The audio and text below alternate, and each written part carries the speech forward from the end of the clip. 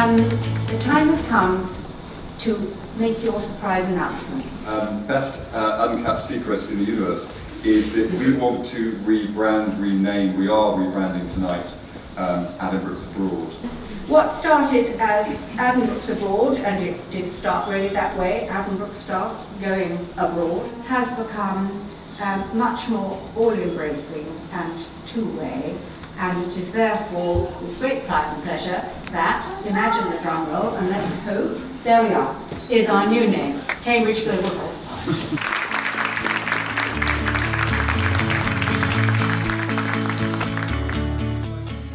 The biggest learning point for me from Botswana was to do with trauma. But one case that really struck with me was this boy who had a fracture to the top of his jaw, and because it wasn't able to be fixed in time, he actually had his jaw wide shut, as in it was closed and he couldn't open it. And this was him a year later, proudly opening his mouth after Mrs. Sampson from Addenbrooke's was able to talk about some of the techniques that he had learned through his training. So working in such a challenging environment with the Malagasy doctors made me come back to work with a sense of appreciation for the NHS. I learned a lot from the Malagasy doctors, and especially how important it is to work as a team all together and how to maintain positive spirit in difficult situations. First of all, I'd like to thank Cambridge Global Health Partnership for that we went out to deliver the first physiotherapy conference for the whole of Myanmar. What we came back to feel was that what we could deliver is to give the physiotherapists more of an understanding about literature, about how to dig into literature, and what we thought was most important about the literature that they read and how they evolve their service is relating it to Myanmar. Not taking UK best practice, European best practice, but really developing a local Myanmar best practice. I spent a number of years of my youth in the United Kingdom. Everything that's bad, I learned from here. Everything that's good, I learned from where I come from. But I'll give you the first bite. I like the new brand. I really do, because I think it says what it means. You don't have to second guess what it stands for, and therefore it's appealing to some of us that would want to associate with Cambridge. I want us to go back to prevention, and that's why I keep on talking a lot about revitalization of primary health care. I think prevention, obviously, I sound like a broken record, is better than cure, but I think that is where the money is. The slogan that I like to use is, I don't want to be remembered as Minister of Diseases, because I'm not.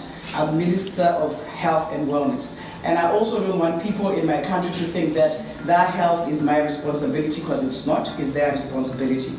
Politicians didn't like that statement very much, but I felt it was a bold statement that was important to say it, so that people can be empowered to know that there is a lot that they can do themselves to be able to take care of themselves before becoming my problem. So that is the ongoing debate in my country. I don't mind that debate, we'll continue that debate, but I think it's better to be empowered than to think that you can just sit back, relax, and then if anything goes wrong, the ministry will give you everything, because that's not really the reality that we want to do. So thank you very much for your audience. This is a lady called Fatuma, who I had the pleasure of meeting whilst I lived in Kenya. And apparently she'd spent 9 hours walking in the dark to come and find us, because she'd been blind since she was 4. The sad story is that she's in no way unique, because she's one of 36 million people worldwide who are blind. And as Malcolm mentioned, the majority of people who are blind don't need to be. 4 in every 5 people currently who are blind from conditions that we know how to cure or prevent. For every ophthalmologist who's working in Kenya, there's 100 in the UK. And in Kenya, there's just under 100 ophthalmologists in total, which is less than Moorfields Eye Hospital down the road from where we're based in London. And most of them are based in the capital city, Nairobi.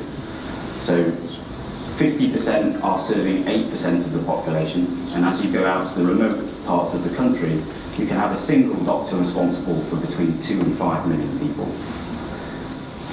And that was why, with an amazing team, we created Peak.